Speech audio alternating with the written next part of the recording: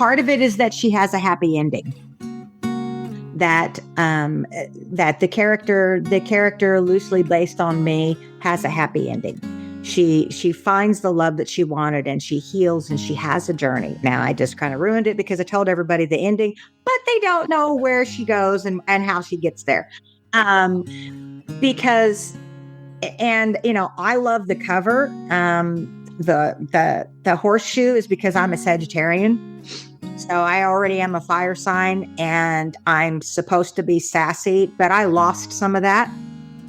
And I lost some of my core values of how I was raised, to pretty much not take anybody's crap. I lost all that.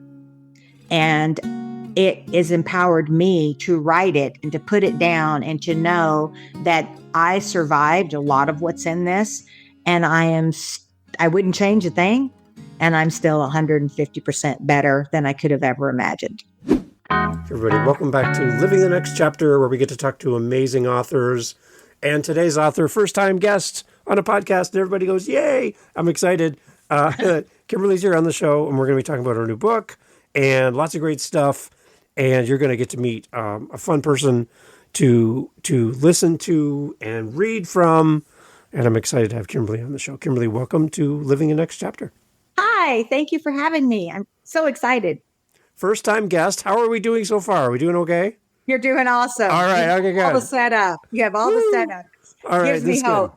Awesome. Well, you're among friends here. We love authors. We love hearing the author story, the author journey. Let's start first where you are in this big world of ours. Tell us where you are.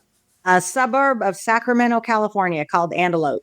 So Northern California, about 70 miles from San Francisco. Beautiful. That's a long way from where I am in Canada, but that sounds like a beautiful little bit. Right? Yeah. Okay. Your author journey, Kymberly, we have listeners here that are authors. Okay. They're at the beginning. Okay. So if writing a book is like a marathon, we have authors that are just buying their first pair of shoes. They don't even know what they're in for yet. They have no idea how to get to where you are. It's brand new to them. And here's an author that we can learn from and listen to, be inspired by.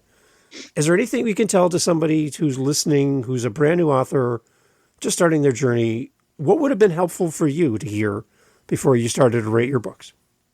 So I do a lot of different things. One is I play with cars. So I run a car club. And many years ago, I had a gentleman who had a Morgan, if you know what they are. Mm-hmm. And his name was Mr. Herman. And I approached him about, hey, I want to write a book. I've been through all these things and I want to make it, fiction to keep the crazies away, but I need to tell a story. And he said, because he said, I've written a couple of books because he used to be he was out in the sea. So the ones that are out for months and months and months at a time, longshoreman. He was a longshoreman for many years. And so he said, just tell the story. Let somebody else do the editing. He said, tell the story just like you would speak it to somebody. And I took that and I went through a lot of edits. I did a lot of rewriting because it just didn't feel right because I write for my job. And so I struggled a lot with it. And then once I got through it, and just told it, then I was able to go back through and do a lot of my re-editing and my changing. The editing is probably the most laborious for me. And I write by hand. So I didn't do the whole text to talk because of my accent. There were all kinds of funny words that showed up. And so I wrote everything by hand and then I had to retype it. Or I don't have anybody else that I wanted to do it. So that took me all of this took me 13 years. In addition to work and all the rest of the things, the crazy things that happened, including the pandemic, it took me that long. But, now there's so many programs. I do see that there's programs and I'm using the voice text for the other two books, but I'm still writing a lot of it by hand because then I don't know, it just seems to make it easier for me. I did it in college. I took all my notes by hand. And so that's what I'm doing is I carry around notebooks that I write. And then when I get ideas, I either put them in my phone or I carry notebooks in the car. to keep writing on ideas and little snippets of stories that, I'll slip that in there somehow. This person went on an adventure or they met somebody, and then you just kind of expand on it. Okay. So keep writing, keep a way to track your thoughts. Just realize this is a long-term project for many people. It's not a short-term, I'm going to write a book today. No, you could, but sometimes it takes a while, right? It does, because you still change.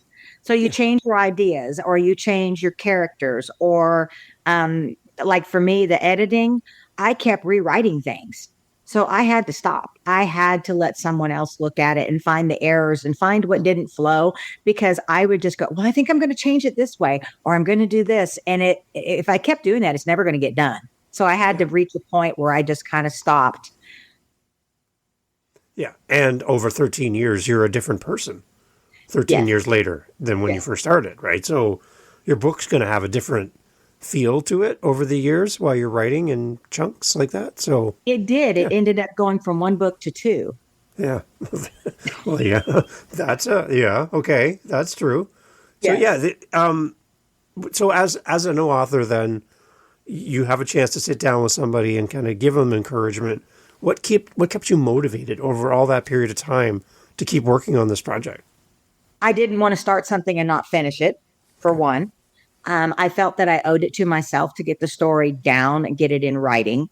And I wasn't financially, you can get discouraged, because if you self-publish and you don't, I did that with the first book, and then I struggled with that, but maybe that's just me. I hear a lot of other people say they self-publish with Amazon and they just love it and they're very successful with it and it's easy for them. I didn't find it easy for me. But I just didn't want to give up. And I would tell everybody, don't give up. Even if you only sell one copy, you still did something, and you did something that you can be proud of. You still got it out there. You still got your thoughts, your dreams, your visions, your imagination. You still got it out on paper, and you still put it out for somebody else. That's good. That's good motivation. I love this. So how many books do you have out right now? I just have the one. So I took the first one, and because I ended up with content for a second, I decided to merge the two together and just do it as, but wait, there's more, and then continue on Tegan's journey. And then I have two others that I'm working on. Okay, so let's get into your book then. And for the readers that are here, they're here to fall in love with their next favorite author, which is you. And I want to connect them with you. So when they hear about the book, they're listening for themselves. They're also listening for their friends, family, and going, oh, I know someone else who needs this. So they're going to buy more than one copy. That's the goal. I want people to come and support you. Tell us the big picture. Tell us about the book. So the book is called Faith, Heal, Love. And originally that was not its title. I had a traumatic event happen in January 2022, which gave me the second half of this book. And I went and got a tattoo that is similar to the cover. And I created that: if you do not have faith in God and yourself, for me, it's God. But if you don't have faith in something, then you won't get through all of your trials and tribulations, or whatever's been tossed in your lap. And if you don't heal, and that was my biggest issue, is if you don't heal from everything that's happened to you, whether it's relationship wise or childhood traumas, then you won't find love, because you'll keep being on a repeated cycle. And you see that all the time. You hear it in your friends. You watch your friends get involved with the same type of woman or the same type of man, and they go down that same path because they immediately they seem to attract and have a little glowing light that says, ooh, this is the one I want. And we have a tendency to pick. Sometimes we pick what we're used to and what we're accustomed to, because we haven't healed from that.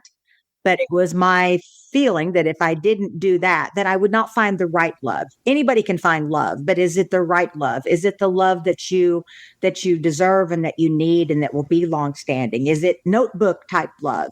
And that's, what a lot of us want. We want that eternal love. But if we don't get rid of all the baggage and stuff, we won't have it. Right, because the person that is looking to fall in love with us is looking for somebody that's on a journey of becoming better, understanding their weaknesses, addressing their weaknesses, being a better person, Yes. right? They're looking for somebody who's growing as well. Yeah. So from their perspective, looking at us, they're Yes. looking for us to be on that path as well. Right.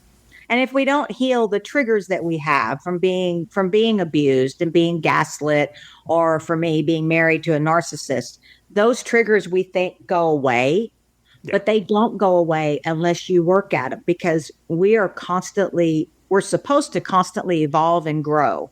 And when you reach a certain age, you've got baggage. It is what it is. But we get afraid. And I think that's another thing that I wanted to tell the story of, is don't be so paralyzed in fear that you can't escape someone that is hurting you, or that you think somewhere in your mind, well, they didn't really mean it and I must deserve it because I went through that and I took the blame for a lot of it, when in reality, and now having gone through therapy and working on myself, it was never me. So, Kymberly, you're in a bookstore. Your book's on the shelf, which is exciting. Your book's on the shelf. There's a person who's picked up your book and they have it in their hands. They're flipping over the front cover, back cover, front cover, back cover. They're kind of looking at it, kind of making a decision like, well, is this really for me? And here you come out of nowhere. You got your radar on. You're like, oh, somebody's got my book. You come up right beside them. What do you say to them in that moment to kind of give them like the overview of the book and like what they're holding and why this is a great book for them? I would ask them, what on the back of the book makes them go, should I want to read this? Yeah. And based on their answer, if they go, oh, well, I'm a widow, then I would encourage them, and I would tell them that yes, that part of the book is very true. And if they said, oh, well, I've had somebody tell me that they couldn't take the book home because their significant other would be very upset at reading it. Mm-hmm. And so they had messaged and wanted to know if it was going to be ebook yet, or audio. And I said, no, not yet. So I would say, read it and hide it, because it may give you some strength. It may give you some tools, or it may not make them feel alone. And I think that's what a lot of it is. If they're interested in the description of the vacations and all the different countries, and they've never been out of the country, then I would say, well, it's really a lot of fun. And I would just kind of take it from whatever it is they're interested in. They may just say, I just want something. And I was attracted to the cover because the cover, she's got scars and wounds all over her. What does that mean? And I would tell them. Mm-hmm. Okay. So as we're getting into the story, then can you give us a little bit more then about what we're going to find as we read the book? Like what's the overall story that we're going to kind of find ourselves digging into as we read? So it is a journey. Okay. And it is a journey that Tegan goes on, not of her own choice, but it's what fell in her lap of being a 35-year-old widow and what goes with that. I don't think people are prepared to talk about death. It makes people, when it comes to divorce or anything else, I think the most uncomfortable conversation people have with either their family or their friends is somebody died. Because most people don't know what to say, but they also don't realize that sometimes you don't have to say anything. You just have to be present. So she has a journey of that and surviving it. And not everybody is given tools to grieve, and not everybody is given tools of what a predator is. So she meets a predator, and that predator takes her on another journey that she has to get herself out of. And it takes her a while to get it out. And then she has some more tragedy. I did lose my mother to pancreatic cancer, so I threw that in there so that I can bring some kind of an awareness to pancreatic cancer and how quickly it takes lives, and that it is only, I think it's up to a 7% survival. And then not everybody knows what a narcissist is. I certainly didn't. So you learn a lot, but you also learn that you never give up. And that's what I hope people take from that. This woman is going on a journey. It's not all good. It's not all bad. There is a lot of love involved. There is a lot of faith involved. And there is traveling. So she does go on a divorce vacation to try to get through things, and try to make herself better, but not make herself over, if that makes sense. You don't want to, I wouldn't want to change anything that I've been through in any of my life. And I've had an extremely colorful childhood and life because it's made me who I am. So would I prefer not to be a widow? Yes. But it's also where it's got me where I'm at now. And it's given me the strength that I have. So she has a lot of strength. And the reader will see that she goes through a lot of, I guess, ebbs and flows, and love and passion and emotion and sex. And she finds finally true love, and she gets her heart in the right place. Okay. Now, talk about how the book is modeled after your story. How much of it is, would you say, percentage-wise, is based on your life? How much is fictionalized? Kind of what's kind of the breakdown as we will read the book? Well, they like the beginning says, you have to kind of change it up so that the crazies don't come out of the woodwork and they don't get offended. 85% of it is me. Oh, wow. Okay. All right. So your life has been a very interesting path. From my husband passing on until now. Yes. Yeah. Yes. What was life like before you lost your husband? Well, I'm a daughter of a single mother, and she was very colorful. So being from Arkansas, I moved around a lot as a kid, and in the 60s and 70s, it wasn't a real good thing to be a single parent. It was very frowned upon. And my mom struggled, but she did the best she could because she was a young mom. And she was my best friend. Doesn't mean she was perfect, but she definitely taught me a lot. And I don't have any, my father decided that it was more important to have a car and money than it was to have a daughter. So, but they were both car people. I guess that's why I'm in love with cars, and I do so much with cars. But everybody was from California. So it was in 1992, my grandmother said, please don't let me die in this god awful state. So my mom was like, okay, I guess we're going back to California. And I'm like, not without me, you're not. So I came with them, and it is my home. I can't take away the fact that I was born in Arkansas, and I love Arkansas, and I love my friends that are there, but I don't really have any family now. I have some cousins, and that's about it on my dad's side, and some cousins on my grandma's side. But the travel out here, pulling a 5,000-pound trailer with 3 cats and 2 goldfish to move with hardly no money, because that's, my mom was kind of a gypsy. She would just pick up and go, okay, we're moving. Not great for a kid, but I didn't want to be in the state without her. And so we came out here and we made it work. And I met Douglas at a bar, because that's what we did. We used to party, and he was the bartender. And that's when the story moves from there, right? Yeah, there was an age difference, which is not a big deal. He was Australian, so you always had the fact that we would be out somewhere and people would come up and go, okay, she's Southern and you're either Australian or you're from New Zealand. I don't know which. How did this happen? Right. And we would just laugh it off because it would always be funny. Half the time people couldn't understand what I was saying, and they definitely couldn't understand him. So it was always comical. But I don't know where things would be if he were alive, but I will say that it is, somebody's asked me once if I would take knowing someone is dying over the unexpected. And I said, I will choose the unexpected always, because 9 years after losing him, my mom died. And watching her deteriorate and become somebody that I did not recognize is, to me, one of the most gut-wrenching things that you can go through. Yeah. So right. I'm an advocate for don't ever go to bed mad.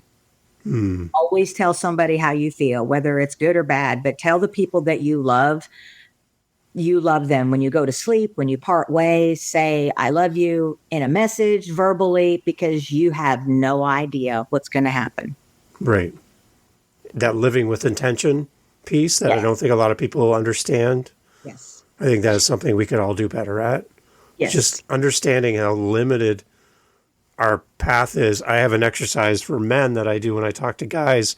I ask them to draw a line on the piece of paper, horizontal line, and then that's kind of represents your life, however long you want to make the line, and then make a vertical dash somewhere where you think you are on that line. Yeah. And that remaining piece is what you got left. And Yeah. how are you going to make that best of that? And Yeah. I think once you do that exercise, you're like, there's more line that's left that I've already lived than there is that I'm going to live. And I need to make the most of this time I have Yes. here on this world, right? Yes.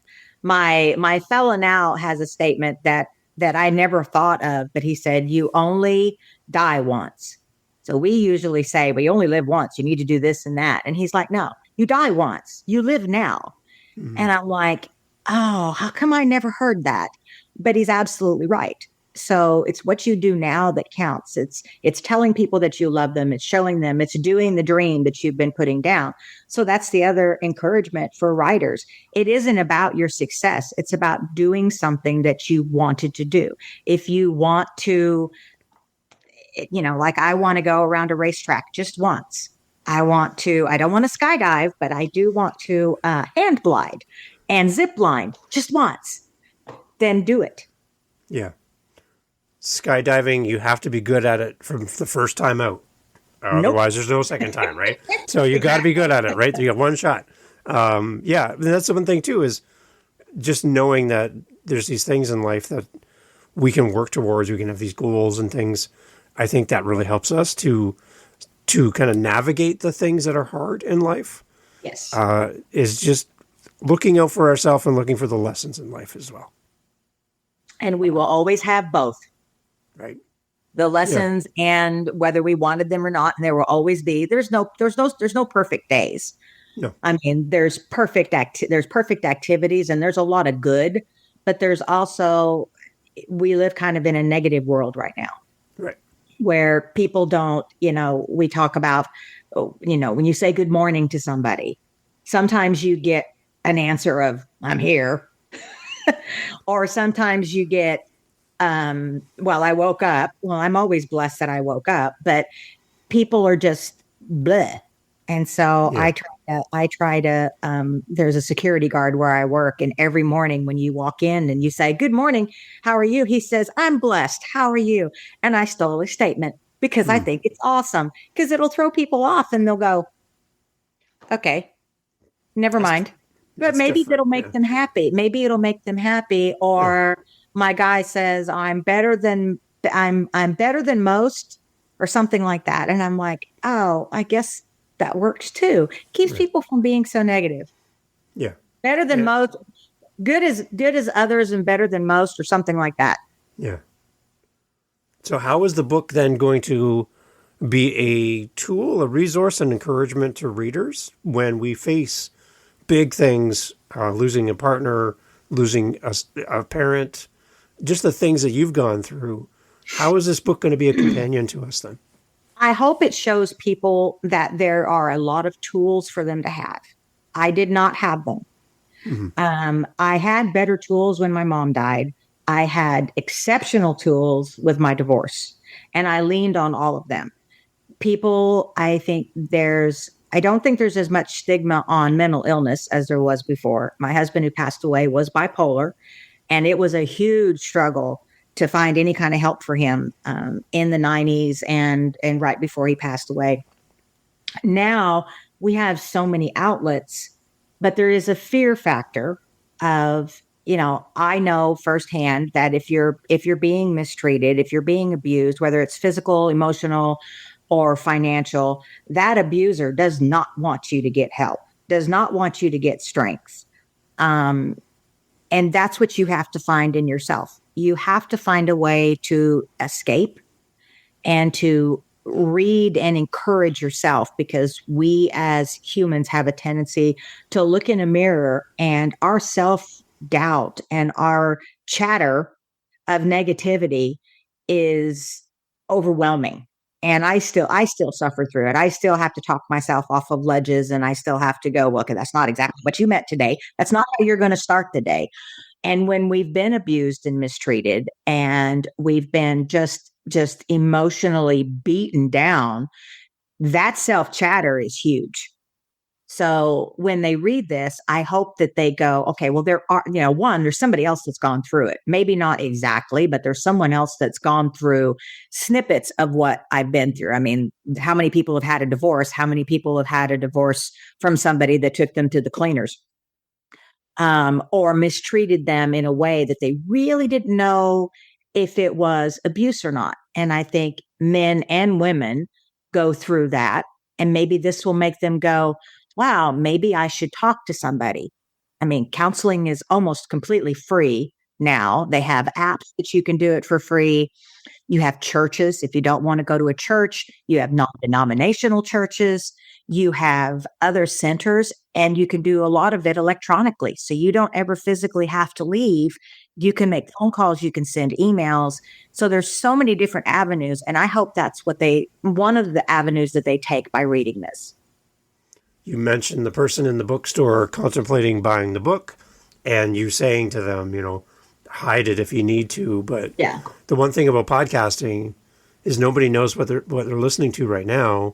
Right. And a listener to this show could be coming here for an answer from you, seeing the title of the episode, maybe knowing about your book or you and your story. The opportunities here in front of us, Kymberly, to talk to that person. Yes. In a safe way, where the person that's maybe causing them harm could be across the room from them, but they have no idea what they're listening to. It could be Ariana Grande right now, but it's us, right? Right. So in this moment of having that safety of hearing from somebody like you, is there any words that you can share with them to help them in this moment? So encourage them to find help to get them into a better situation? They deserve better. If they're afraid, or if they think at all and suspect at all that they're being mistreated, right. we have a tendency to second guess and to go, well, he didn't really mean it. He said it and he really didn't mean it. If your instincts tell you that you're being mistreated and that this is wrong and this is not what you want, then follow your instincts and reach out to somebody. Reach out to a family member, tell somebody, put it in writing, and give that writing to somebody else. Write it down and say, if something happens to me, this is where you look. There are books. Like I said, there's books, there's church, there's organizations, there's different podcasts. I mean, when I met you, I started looking at other podcasts that are actually out there for grieving widows or for narcissistic abuse. There are so many Instagram reels that I followed to give strength and to give encouragement. You don't have to be a Christian or any kind of religion to go to a church to get help. Right. But if we're really trying to escape, the churches will take you. They will take your animals. They will take your pets. They're not going to be as overwhelmed. And if you walk in and say, I need help, they will help you and find a way. Right. Yeah. So that's a good point. And even if you don't have a faith background at all, it doesn't matter. Doesn't matter.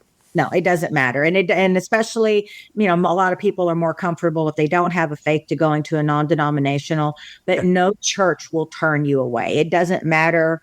It doesn't matter what your faith or your belief is. They will help you get away from your situation. Good. Yeah, that's good. So the book is in the world, is here to help us. As an author for this book, what makes you proud and excited to share the message of the book?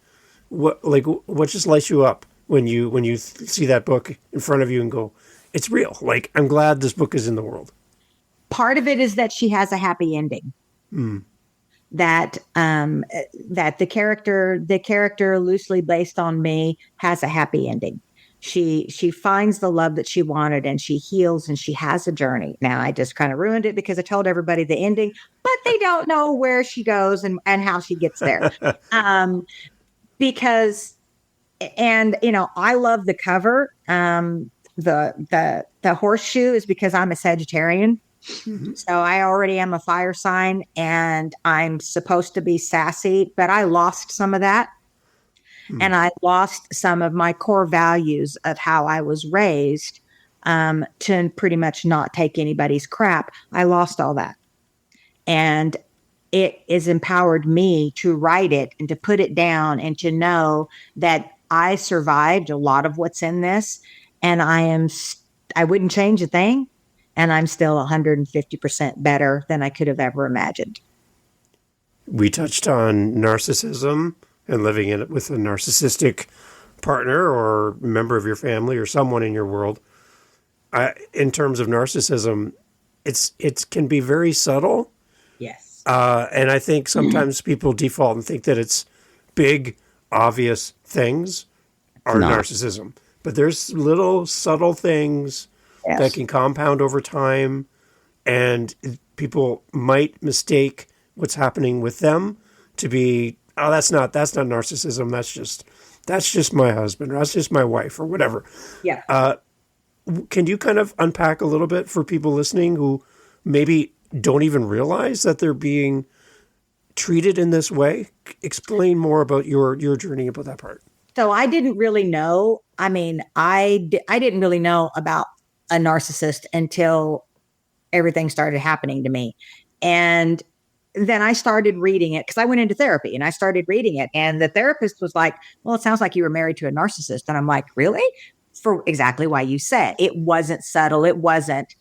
And it wasn't like the other guy. I mean, there wasn't. So as the more I read and the more I dug into it, it can be as subtle as, you're really going to wear that today? You kind of look like garbage, or teasing you. So my ex used to pick at me all the time. He would belittle little things, and he'd do it in front of other people. So, oh, you're cooking, her cooking really sucks. Or did you see what she did? And it would be constant. And I thought for a while it was a joke. Well, remember the time that she ran into the garage door, and he would tell that to different people. And I'm like, why are you telling people that? So after a while, I'm like, stop bringing it up all the time. And the more that I read when you truly love somebody, you don't talk like that. You don't treat them like that. And deflection. Nope, that's not what I meant. That's what you heard, but that's not it at all. Or defensiveness. Well, you're just not, you're misinterpreting what I'm saying. And, that's on you, where they flip it around and they never, ever take responsibility. As something as simple as, what you said hurt my feelings. Oh, well, deal with it. I didn't mean it. Well, yeah, you did, because you've said it multiple times. And so the stronger that you get and you confront them more, or you try to make, it's in our, I'm going to say it's in our DNA to try to tell people. I mean, if you've been married, it's like, hey, that kind of hurt my feelings. The natural response is, oh, I'm sorry. I didn't mean to say that. I really didn't. And I apologize. Narcissists aren't humbly apologizing about anything. They will continue to repeat it, and they will always make it seem like you caused them to do it, which is also what a physical abuser does. I wouldn't hit you, but you made me. You made me mad. So if you didn't make me mad, then I wouldn't behave this way. Well, narcissists are not necessarily physical, but they can be. And it's like, well, if you didn't provoke me, or you didn't cause this, then, I wouldn't react or say this way. I wouldn't be so demeaning to your feelings, or, how you think I'm acting. Right. And the whole idea of making somebody else feel small, yes, making somebody else's light a little dimmer. Yes. Don't be taking over the room here, and don't be yes. the life of the party. Like, the gaslighting. That's the word that, 20 years ago, when everything happened to me, that was not a word that anybody was really talking about. Now they are. And I'm really glad that they are, because people didn't realize that. But we experienced that. in our work, in our daily life, and the different things. But now I hope people are realizing it and going, oh, because that's kind of just the way a lot of people are now. We just didn't see it. And that's why I'm glad your book is in the world. Again, for people who are wrestling with this, feeling alone, feeling like they don't know what they don't know. Yeah. And in that void of not knowing, anything can happen. Yes. It could get worse. And yes. They don't even know, and they're stuck. They just feel so stuck. Yes. And another narcissist punishment, which I think one of your other podcasters struck on, but it was something that I experienced, was punishment. Punishment and withholding affection. And that is a really big thing that they like to do. So, yelling at you, they're a little bit more covert. Some of them are, more violent, but they're a little bit more covert. It's like, well, I'm just going to sleep on the couch tonight. Or they just disappear. They don't come to bed. They don't touch you. They don't do anything. And that makes you, what did I say? What did I do? And you replay in your head, did I have it? Did I say something wrong? Did I do something wrong? Did I make something wrong? Did I forget to do something? Is he mad at me because I didn't? And all you do is beat yourself up.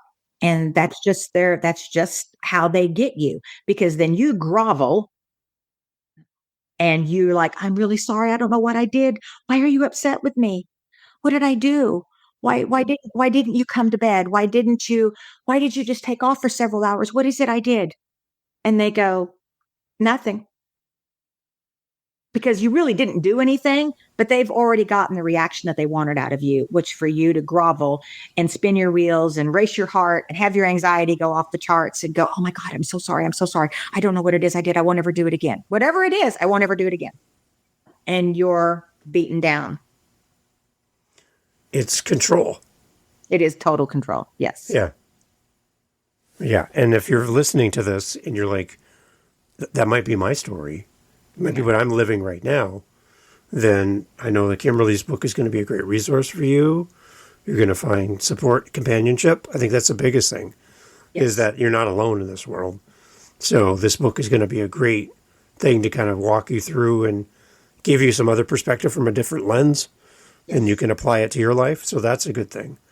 You talked about book 2 and things coming down the road. I got to ask, because my podcast is Living the Next Chapter, and it's kind of in the name. You're working on new projects, right? So there's something coming as well? I am working on 2 more, but I want to go back and I want to say one thing. Mm-hmm. Change is hard. Yeah. Change is very hard, and it's very scary. The fear of the unknown, because we get so, if you take somebody that's getting ready to lose their house or getting ready to get divorced, and you happen to have somebody like I had where they want to take everything from you, that fear is paralyzing. Nobody wants to be homeless, but that's when I would say there is still a way to get help and to get through all of that. And maybe I don't want to see anybody be homeless, but I will tell you that everything I've lost has been so worth it. I'm working on The Do-Over. That's the title of the next one. And then I'm working on another one called Heartthrob, which is going to talk a little bit and kind of be about my childhood. I'm going to focus it more on some of my mom's adventures and some of the things she dragged me through. and make it be, it'll take place in Arkansas. So it'll have about, 75 to 80% truth. And just kind of tell her story too, because she had no siblings and I have no children. So I'll put my mom's story out there and nice. Go for it. And that The Do-Over is totally fiction. Oh, okay. Interesting. There is some stuff. I had, it's about an FBI agent, and the other one is an ex-Ranger, a helicopter pilot. So they're going to meet, but they're going to go through a bunch of things before they finally do meet up. Because in life, we sometimes wish that we had a do-over. So they're going to go through all their crap on both sides, and then their do-over will be each other. Nice. There's always hope, right? There is always hope. and I do not believe in hope. There we go. And that's a great place to end up because it's where your books end up with hope and a good Yes. story, a good ending. So a good ending to a podcast to represent your books as well. Kymberly, where do readers go to watch your journey, be updated on new projects and things from you? Where do you want to send everybody? So I have Instagram, Yep. Faith Heal Love. I have a Facebook page. I have a website that is faithheallove.com. Good. And that will the website itself should have the links. It'll have your podcast on it as soon as I get it. Woohoo. But it'll have the links. They can either purchase through Fulton Books, who is my publisher, or they can go through Amazon or Barnes and Noble. And because I run Dreams and Drivers, it's also linked through Dreams and Drivers, which is my charity car club. Please talk about that a little bit before we go. Kymberly, what is the charity? What are you supporting with the car club? And how can people participate? So we do monthly cars and coffee events in Sacramento area, but every June we are at there's a casino up further going towards Tahoe called Red Hawk Casino, and we do a pancreatic cancer awareness car show. So we fundraise for PanCan Action Network in Manhattan Beach. And we're grateful enough. The casino gives us the property. So we have the first floor in June when it's 100 and something of an underground parking garage. So it can be 105 outside. I think that's the hottest it's been at the end of June. But you can either go in the casino, but it's not hot on the first floor of the parking garage. So they give us that and we get our awards donated. So we have no expenses. I've got room for like 350 cars, and that's usually what we pull in, all kinds of cars, EV, exotics, built up, whatever. But we get to donate 100%, and that's what we're the most proud about. Amazing. And the money, again, would go to help support cancer research? No, it goes directly to PanCan Action Network. Okay. So they do the research, but it's more about, it's not so much, I don't think they focus on the research, is there is no testing for pancreatic cancer, and there's no screening. So we have breast cancer screenings, we have prostate cancer screenings, we have colon cancer screenings. You don't really have any screenings for pancreatic cancer. What you have is a diagnosis.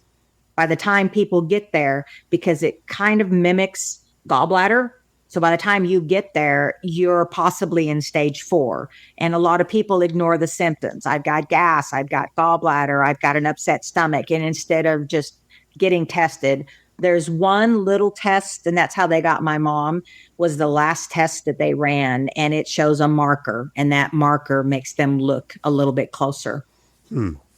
So the research, yes.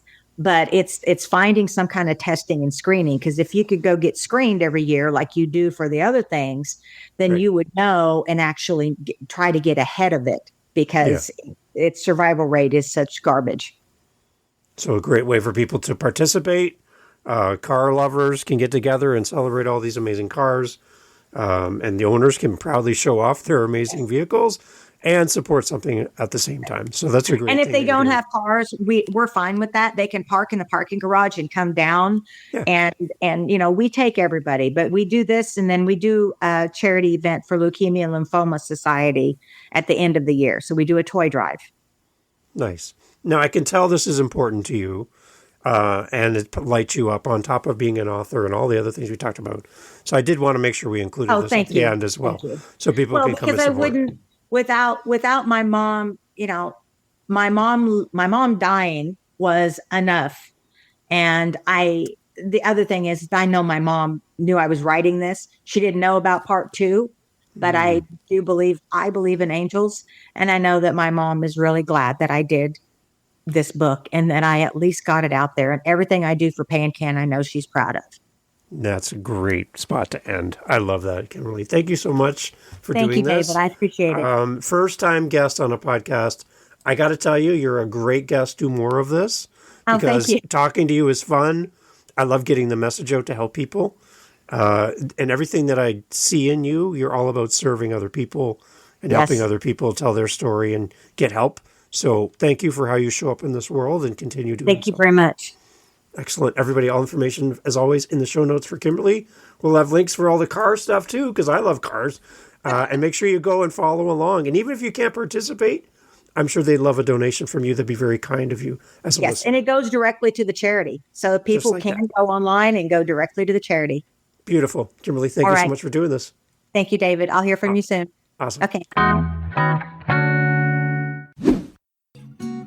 Hey, thanks for listening to the podcast. Glad to have you here. I just want to let you know that you can always find out what we're doing live in the moment by going to our YouTube channel. Head over to livingthenextchapter.com. There'll be a link right there. Head over to our YouTube channel. Make sure you like, subscribe, do all the things that all the YouTubers love to say. And in our YouTube channel, a couple things. You're going to get advanced listens. You're going to get the episodes that we're working on in real time. So we record and post daily on our YouTube channel. I'd love for you to give us a follow over there. As well, we're making playlists. We have over 500 episodes. So finding the right episode for you, we're trying to group things into playlists. So if you like children's books, if you like business, you like historical fiction, we're grouping our authors together to make it a little easier for you to find your favorite next author. So head over to livingthenextchapter.com. And again, I'd love to hear from you. Hearing from the listeners of the show is great. And I just want to say thank you for being a part of the podcast family. And I look forward to having you back for the next episode. Thank you for being here. I really appreciate your time and your listen. Take care.